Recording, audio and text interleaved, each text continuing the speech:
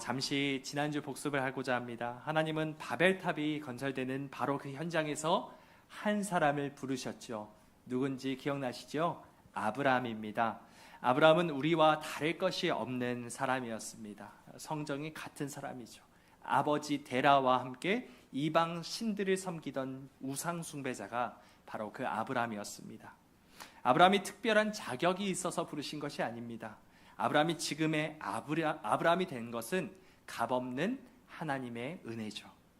하나님은 죄인 한 사람을 축복의 통로로 변화시키셨고 모든 족속이 복을 받게 하셨습니다. 이것이 바로 하나님 나라의 회복이며 하나님이 일하시는 방식이죠.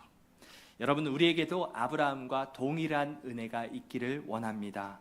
내가 그 한 사람이 되게 하여 주시옵소서. 나로 인해 나의 가정이, 이 교회가, 이 나라가 복을 받게 하옵소서. 이것이 우리의 기도가 되길 소망합니다. 또한 아브라함은 갈 바를 알지 못하고 떠났다라고 히브리서는 기록하고 있죠. 어디로 가는지도 전혀 모르고 있었지만 아빠 손에 이끌려가는 어린 아이처럼 하나님의 말씀만 따라갔습니다. 하나님만 의지하는 자, 하나님의 말씀만 따라 사는 자를 통해 하나님의 나라는 회복되는 줄 믿습니다. 하나님 말씀만 따라 사는 하늘소망 가족 여러분 되시기를 축원드립니다. 나 한 사람을 통해 내가 속한 모든 땅이 하나님의 나라가 되기를 선포하며 그렇게 살아가는 저와 여러분 되시길 소망합니다.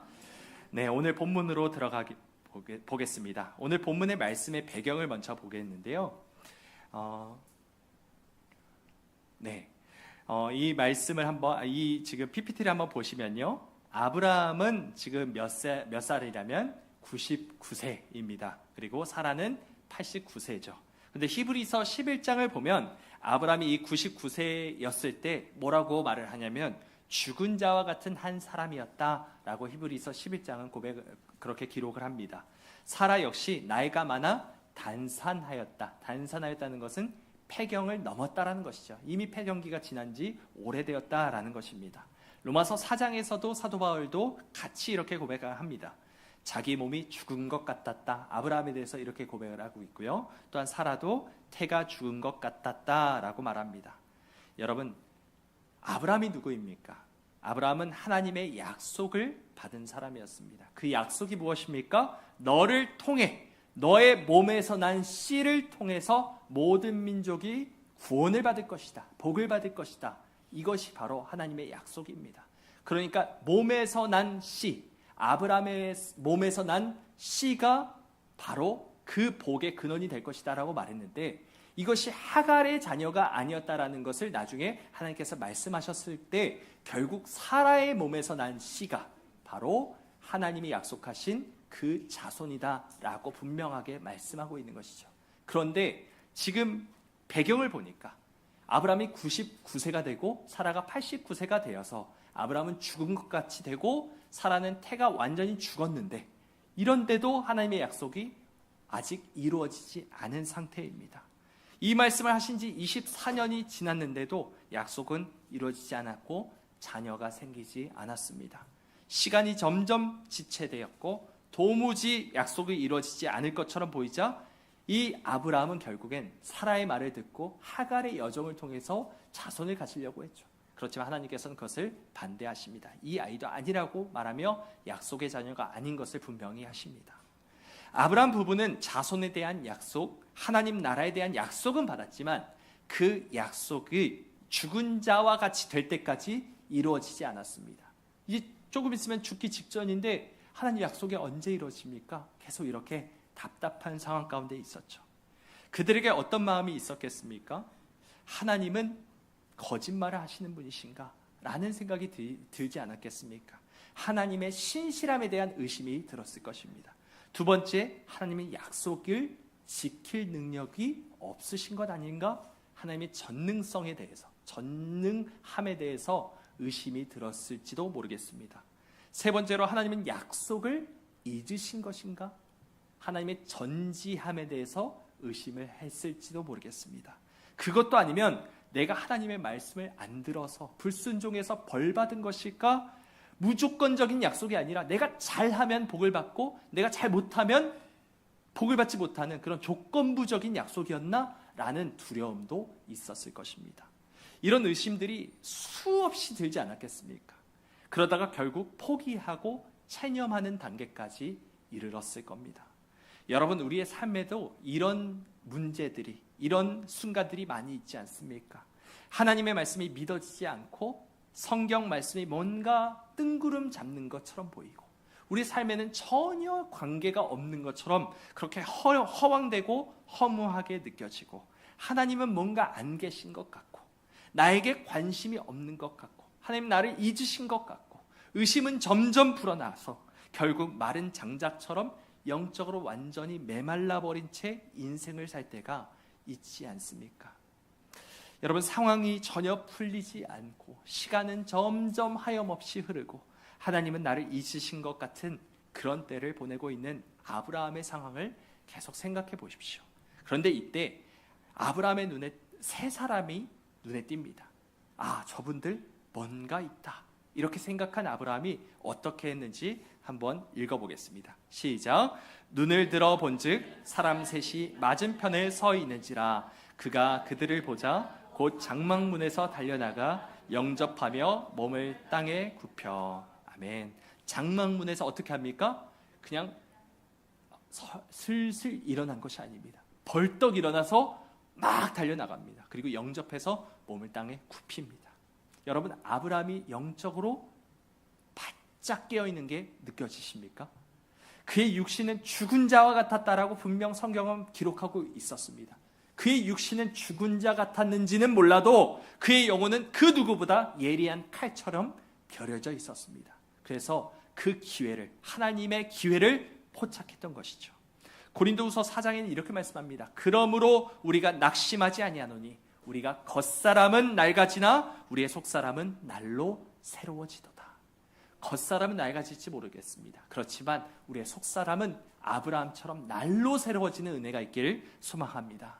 분명 아브라함을 둘러싼 그 환경은 낙심할 만한 것으로 충만했습니다. 하지만 그의 영혼의 주파수는 0.1MHz도 틀어지지 않고 바짝 하나님께 곤두서 있는 상태로 맞춰져 있는 상태였다는 것이죠. 아브라함이 맞이한 그 세 사람은 누구였습니까? 하나님이 보내신 천사들이었습니다. 영적으로 깨어있는 자가 하나님을 만나게 될 줄 믿습니다. 우리 모두가 그렇게 영적으로 바짝 정신을 차려 깨어있어서 기도함으로 깨어있어서 하나님을 만나는 축복이 있길 원합니다. 아브라함은 3명의 천사를 자기 집으로 초청한 다음에 극진히 대접합니다. 세 사람을 위해 한 송아지를 그렇게 잡고 세 스아의 밀가루를 떡을 만들어서 반죽한다는 것은 너무 과한 양입니다. 그런데 이 세 사람을 위해서 진수성찬을 차리고 있는 것이죠. 하나님은 천사를 통해 아브라함에게 이렇게 말씀하십니다. 내 아내 사라가 어디 있느냐? 장막에 있습니다. 내년 이맘때쯤 사라가 아이를 갖게 될 것이고 아이를 낳게 될 것이다. 내 아내 사라에게 아들이 있으리라. 이렇게 말씀하시죠. 죽은 자와 같은 한 사람 아브라함과 태가 죽은 자와 같은 한 사람 사라 사이에서 아들이 태어난다라고 말씀하고 계시는 거죠. 장막에 있던 사라가 어렴풋이 그 말씀을 들었습니다.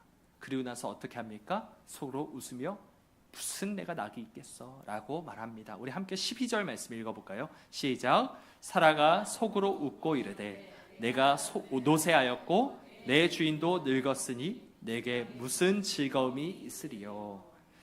의심 정도가 아니라 헛소리 또는 농담 정도로 여겼기 때문에 웃은 겁니다. 피식 웃으면서 무슨 소리야 이게? 라고 생각한 것이죠. 그런데 천사들이 뭐라고 말합니까? 사라가 속으로 왜 웃으며 어떻게 아들을 낳으리요? 내가 늙었거늘 어떻게 아들을 낳으리요? 하느냐? 여호와께 능하지 못한 일이 있겠느냐? 여호와께 능치 못한 일이 있겠느냐? 라고 말씀합니다. 여러분, 하나님 말씀을 믿으십니까? 믿지 못하시나요? 다시 한번요. 하나님의 말씀 믿으십니까? 하나님은 천지를 말씀으로 창조하시고 죽은 자를 살리시고 죽은 자와 같은 한 사람을 통해서 모든 만민이 복을 얻게 하시는 그런 창조의 하나님이심을 믿으십니까?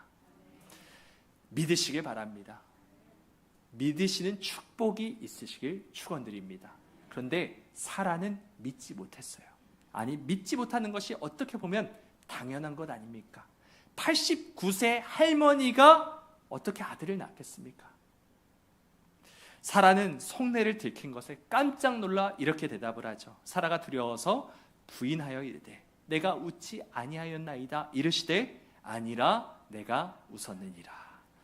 아니, 이걸 보면 좀 이해가 되지 않는 부분이 있습니다. 아, 웃지 않았어요 라고 말했을 때 그냥 넘어가실 수도 있지 않습니까? 그런데 굳이 한 번 더 네가 웃었어 라고 말하는 게 조금 유치해 보이기까지 합니다. 왜 이렇게 한 번 더 짚으신 걸까요? 하나님은 의도 없이, 목적 없이 이렇게 말씀하지 않으십니다. 분명히 무슨 의도가 있으시기 때문에 이렇게 말씀하신 것입니다. 무슨 의도였을까요? 여러분, 신약 성경에 보면 아브라함과 사라처럼 나이가 많았는데 아이를 못 가진 한 부부가 있습니다. 누군지 아시나요? 사가랴와 엘리사벳입니다.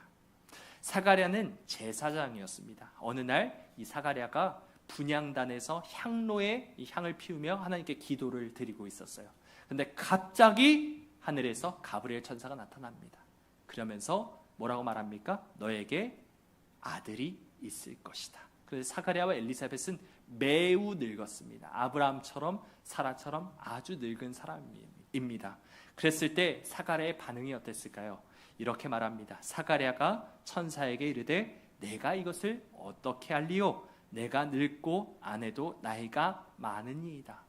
아니, 이것을 어떻게 보장할 수 있겠습니까? 어떤 눈에 보이는 증거가 있습니까? 내가 늙었습니다. 아내도 나이가 많습니다. 이렇게 말하고 있는 것이죠. 심지어 천사가 나타나 말을 하고 있는데도 의심하고 있는 사가랴를 보십시오. 사라와 매우 비슷한 반응을 보인 것이죠. 그랬을 때 가브리엘 천사는 어떻게 말했을까요? 우리 함께 읽어보겠습니다. 시작. 보라, 이 일이 되는 날까지 내가 말 못하는 자가 되어 능히 말을 못하리니 이는 내가 내 말을 믿지 아니함이거니와 때가 이르면 내 말이 이루어지리라 하더라. 아멘. 하나님의 말씀을 믿지 못한 사가랴는 그때부터, 천사가 나타난 그때부터 아이를 낳기까지 벙어리가 됩니다. 적어도 1년 정도는 그렇게 되지 않았겠습니까? 사가랴에게 하신 것에 비하면 사라에게 아니라 네가 웃었느니라 정도는 사실 가벼운 말씀인 거죠. 물론 사라나 사가랴 모두 틀린 생각은 한 것이 아닙니다. 나이가 많아 아이를 가질 수 없는, 그런 가질 가능성이 전혀 없다라는 생각은 지극히 이성적이고 합리적인 생각일지 모르겠습니다. 하지만 여러분, 하나님을 믿는다는 것은 그저 눈에 보이는 것을 보고 판단하는 것이 아님을 믿으시기 바랍니다. 이건 세상 사람들과 다를 것이 하나도 없습니다. 세상 사람들도 그 정도 계산은 합니다. 눈에 보이는 것을 보고 계산을 하는 것은 누구나 할 수 있는 것입니다. 하지만 우리는 하늘에 속한 하나님의 자녀 아닙니까? 우리가 누구를 믿고 있습니까? 이 세상에 있는 어떤 눈에 보이는 증거를 믿고 있습니까? 눈에 보이지 않는 영이신 하나님을 믿고 있지 않습니까? 우리가 하나님에 속한 사람이라면 하나님의 말씀, 눈에 보이지 않는다 할지라도 하나님이 말씀하셨을 때 믿는 축복이 있으시길 소망합니다. 하나님의 사람은, 하나님에게 속한 사람은 눈에 보이는 것이 아니라 하나님의 말씀을, 눈을 들어 하나님의 얼굴을 보는 자임을 기억하시길 원합니다. 내 눈앞에 아무것도 보이지 않는 그 절망적인 순간에도 하나님을 의지하고 그분의 약속을 신뢰하는 것, 이것이 바로 믿음인 줄 믿습니다. 새 천사가 소돔으로 떠나기 위해서 나갑니다. 아브라함도 그들을 전송하기 위해서 함께 일어서서 나섭니다. 그리고 떠나는 길에 하나님은 천사를 통해 이렇게 말씀하시죠. 우리 17절 말씀을 함께 읽어보겠습니다. 시작. 여호와께서 이르시되 내가 하려는 것을 아브라함에게 숨기겠느냐. 아멘. 여러분, 하나님께서 사라를 대하시는 온도와 아브라함을 대하시는 온도가 매우 다르다는 것을 지금 느끼십니까? 사라에게는 뭐라고 말씀하셨죠?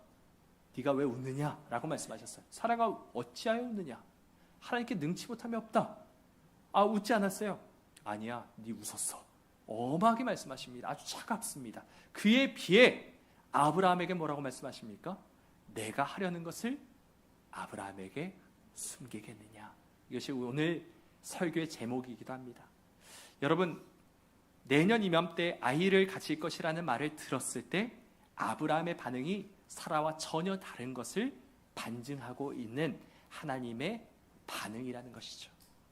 내가 하려는 것을 아브라함에게 숨기겠느냐? 여러분, 생각하면 할수록 너무 놀라운 말이 아닙니까? 한낱 죄인에 불과한 아브라함, 우상 숭배자에 불과한 아브라함, 이방인이었고 외딴 우상 숭배자였고 아버지를 따라서 그렇게 우상을 숭배하며 하나님을 전혀 모르며 그렇게 하나님의 말씀에 계속해서 순종하지 않았던 수많은 실수를 범했던 아브라함이지만 지금 하나님은 아브라함에게 자신의 모든 계획을, 모든 뜻을 다 보여주시겠다라고 말씀하고 있는 것이죠. 이 말씀을 통해 알 수 있는 것이 무엇입니까? 하나님의 비밀을 알려주시는 자도 있고 알려주지 않으시는 자도 있다는 것입니다. 마태복음 13장은 이렇게 말씀합니다. 대답하여 이르시되 천국의 비밀을 아는 것이 너희에게는 허락되었으나 그들에게는 아니 되었나니. 예수님은 분명히 하나님의 뜻이 천국의 비밀이 모든 사람에게 허락된 것이 아님을 분명히 말씀하셨습니다. 그럼 어떤 자에게 하나님은 하나님의 비밀을, 천국의 비밀을 알려주실까요? 시편 25편 14절 말씀을 우리 함께 한 목소리로 읽어보겠습니다. 시작.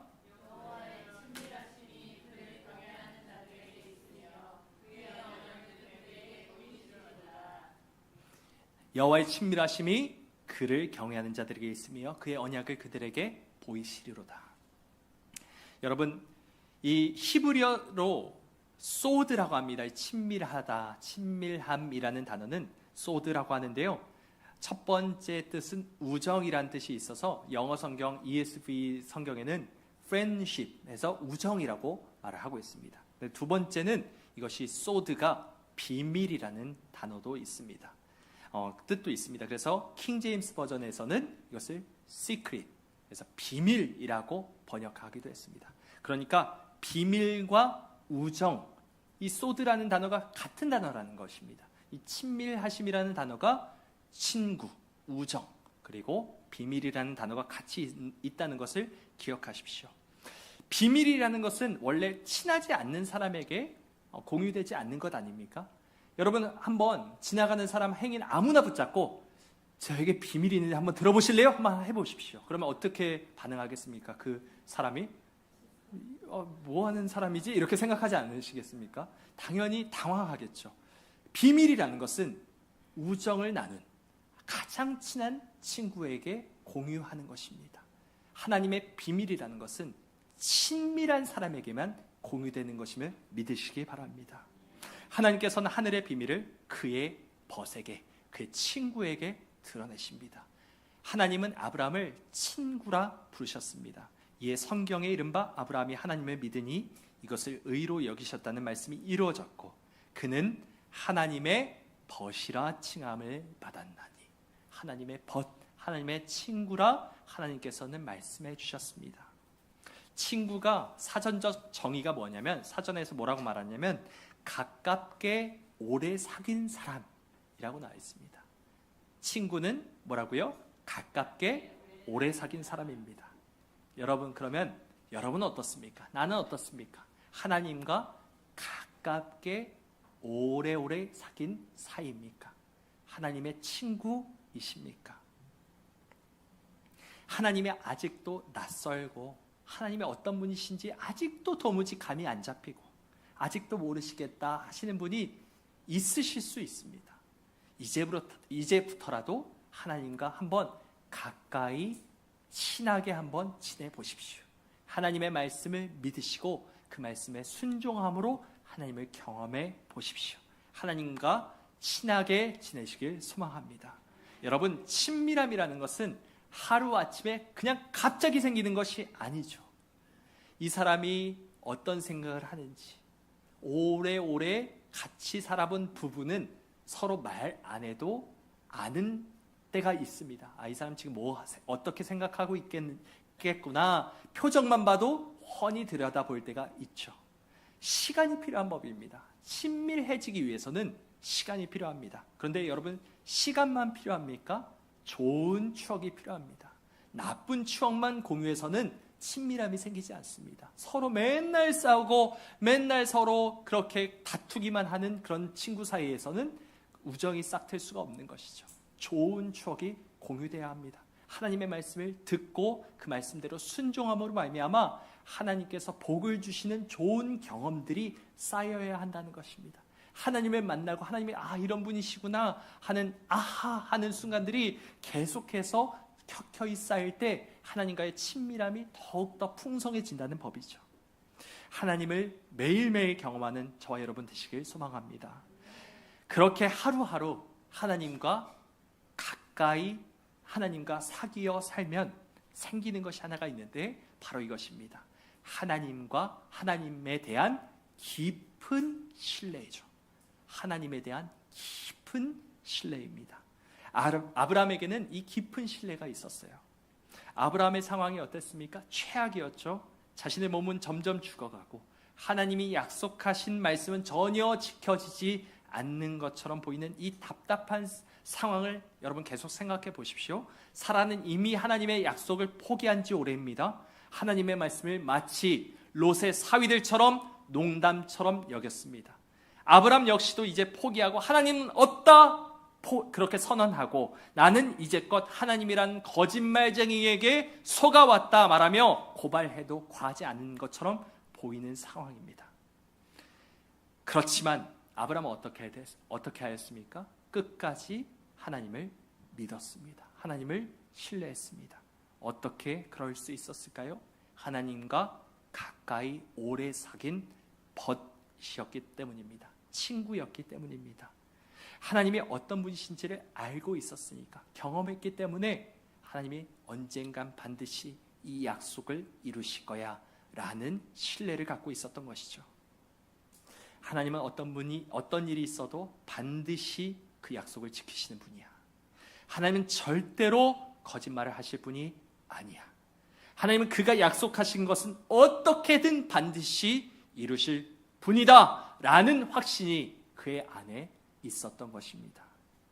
하나님께서는 이런 아브라함의 믿음을 보시고 내가 하려는 것을 아브라함에게 숨기겠느냐라고 말씀하신 것이죠.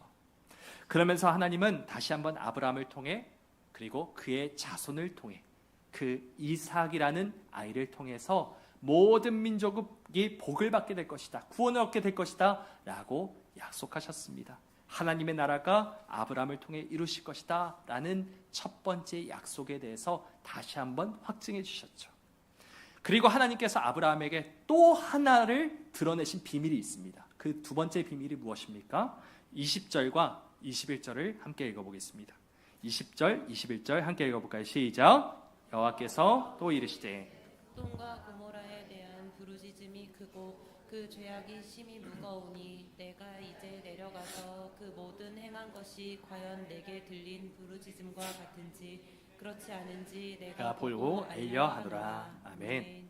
하나님은 지금 죄악으로 가득한 소돔과 고모라 땅을 심판하실 것을 아브라함에게 말씀하십니다. 하나님은 하나님의 친밀하심이 있는 자에게 그의 비밀을 모두 보여주고 계신 것이죠. 하늘의 비밀을 보여주고 계십니다. 아브라함은 놀라서 하나님께 나아가서 이렇게 말씀합니다. 23절과 24절 같이 읽어보겠습니다. 시작. 아브라함이 가까이 나아가 이르되 주께서 의인을 악인과 함께 멸하려 하시나이까? 그 성 중에 의인 50명이 있을지라도 주께서 그곳을 멸하시고 그 50의인을 위하여 용서하지 아니하시리까? 아멘. 하나님, 설마 그 땅에 의인이 있는데도 그 땅을 멸하시는 것은 아니죠. 50명이 있어도, 의인 50명이 있어도 그 땅을 멸하시겠습니까? 라고 말씀합니다. 그렇게 하나님은 그 말에 대답을 하시죠. 내가 만일 그 성에서 의인 50명이 있다면 그 지역을, 그 모든 지역을 용서하리라. 그 사람을 위해서 용서하리라 말씀하십니다. 이 대답을 들었지만 아브라함은 뭔가 찝찝합니다. 거기 50명이 있나? 없으면 어떡하지? 라는 두려움이 생깁니다. 그래서 뭐라고 말합니까? 하나님, 45명 안 되겠습니까? 40명은 안 되겠습니까? 하나님, 노하지 마십시오. 30명 안 되겠습니까? 20명 안 되겠습니까? 하나님, 한 번만 더요. 노하지 마십시오. 정말 노하지 마십시오. 제 말이 아닙니다. 노하지 마십시오가 2번 나오는데요. 노하지 마십시오.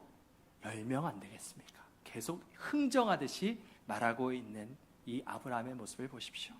여러분, 이 대화가 매우 놀라운 이유가 무엇인지 아십니까? 하나님이 작정하신 계획에 지금 누가 개입하고 있어요?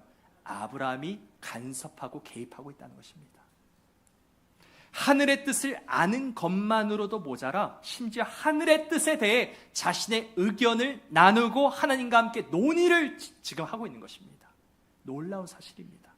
국무회의에 참석하여 대통령에게 이런저런 의견을 내는 마치 그런 참모진처럼 아브라함은 온 우주의 주인이시자 만왕의 왕이시며 심판주이신 하나님이 결정하신 모든 계획에 대해서 참모진처럼 이렇게 저렇게 자신의 의견을 공유하고 있는 것입니다. 총 6번 아브라함이 하나님께 의견을 내놓은 횟수입니다. 이 의견을 들으신 하나님은 어떻게 반응하셨죠? 노하셨습니까? 거절하셨습니까? 네가 뭔데 감히 나의 결정에 이래라 저래라 하느냐라고 화를 내셨습니까? 절대 그러지 않으셨습니다. 6번 모두 그 간구에 응답하시며 그렇게 하자라고 말씀하십니다. 여러분, 이것은 너무나도 놀라운 사실입니다. 너무나도 영광스러운 사실입니다. 하나님은 그의 친밀하심이 있는 자에게 하나님의 비밀을 보여주실 뿐만이 아니라 하나님 나라의 일에 직접 참여하게 하고 계시는 것입니다. 하나님이 그를 지극히 높여 하나님의 천상회의에, 하나님 나라의 회의에 참석하게 하시는 이 영광스러운 자리를 아브라함에게 내주신 것입니다. 하나님의 자녀가 된 것이죠. 시편 91편 14절은 이렇게 말씀합니다. 하나님이 이르시되 그가 나를 사랑한즉 내가 그를 건지리라. 그가 내 이름을 안즉 내가 그를 높이리라. 하나님께서 아브라함을 지극히 높여 하나님 나라의 회의에 참석하게 하시는 그 영광스러운 자리, 그 자리를 하나님께서 내주신 것입니다. 너는 내 친구다. 너는 내 동료다. 나와 함께 나의 일을, 하나님 나라의 일을 함께 감당하자, 그렇게 동참시키시는 것을 보십시오. 사랑하는 여러분, 우리 모두가 아브라함과 같은 믿음의 사람이 되길 간절히 원합니다. 하나님과 친해지시길 바랍니다. 하나님과의 좋은 추억을 많이 쌓으십시오. 하나님의 어떤 분이신지를 경험해야 합니다. 그래야만 하나님이 누구신지를 알게 되고 하나님의 이름을 알게 되며 하나님이 우리를 높여주실 것입니다. 날마다 하나님을 만나는 축복이 있으시길 축원드립니다. 그래야만 하나님에 대한 깊은 신뢰가 생기는 법입니다. 아무리 기도해도 하나님이 꿈쩍 않고 계시는 것처럼 보입니까? 귀를 닫고 계시는 것처럼 보입니까? 의심하지 말고 끝까지 버티며 기도해 보시기 바랍니다. 하나님 말씀대로 살면 복을 받고 형통한다고 하셨는데 하나님 이게 무엇입니까? 내 상황이 왜 이렇습니까? 라고 생각될 정도로 답답함이 있으십니까? 그 눌리는 마음이 있으십니까? 이런 생각이 드셔도 끝까지 한번 하나님과의 친밀함을, 그 친밀한 교제를 유지해 보십시오. 함께 하나님과 대화를 나눠 보십시오.